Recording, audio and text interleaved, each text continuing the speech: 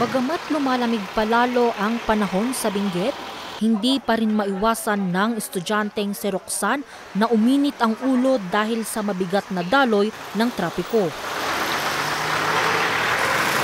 Ang kanyang biyahe kasi na dating 30 minuto lang mula Baguio City hanggang La Trinidad, ngayon ay umaabot na ng 1 oras.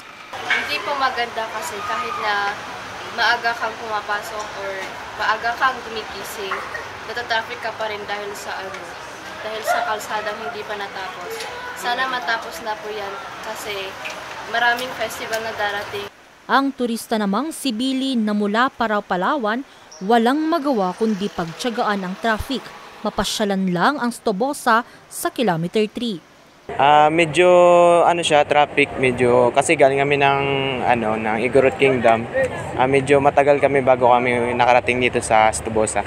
Para po sa amin matagal na po 'yun kasi nakataksi po kami, hindi po kami ng jeep. Ilan lamang sila sa libo-libong apektado ng mabigat na daloy ng trapiko sa pagsasaayos ng kilometer 3 hanggang kilometer 5 ng Halsema Highway. Mula Hunyo ng 2024, sinimulan na ang road rehabilitation mula KM3 hanggang KM5 dito sa La Trinidad, Benguet.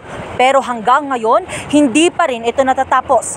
Hinain ng mga tao, kailan nga ba matatapos ang dilubyong hinaharap nila tuwing umaga?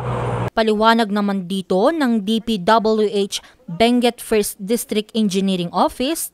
Baka ang isip po kasi ng iba na stop, pero since December po mostly, marami ng holidays, tas medyo busy na rin po. May mga establishments rin po kasi nakiusap na huwag mo nang galawin, lalo na yung outer lanes. Kaya medyo dahan-dahan po, medyo slow moving ang ating project. Dagdag pa ng ahensya, nakalagay naman po sa tarpaulin namin yung duration mismo ng project. So hanggat kaya naman po tinatry talaga namin na before expiry matapos para hindi na po tayo magkaroon ng problema. Sa huling monitoring ng DPWH noong Disyembre, 86% na ng proyekto ang kanilang natapos at tuloy-tuloy daw ang trabaho mula umaga hanggang gabi. Bahagya namang bumagal ang paggawa sa kalsada sa naging parada ng mga bagyo noong nakaraang taon at dagsa ng mga turista noong Disyembre. Pero pagtitiyak ng ahensya, tatapusin nila ang proyekto bago pa man sumapit ang deadline sa huling linggo ng Hunyo ngayong 2025. Pinapayuhan pa rin ng mga otoridad ang mga motorista na hanggat maaari ay dumaan muna sa iba't ibang alternatibong daan papunta at papasok sa bayan para makaiwas sa mabigat na daloy ng trapiko. Angel Arquero, RNG News.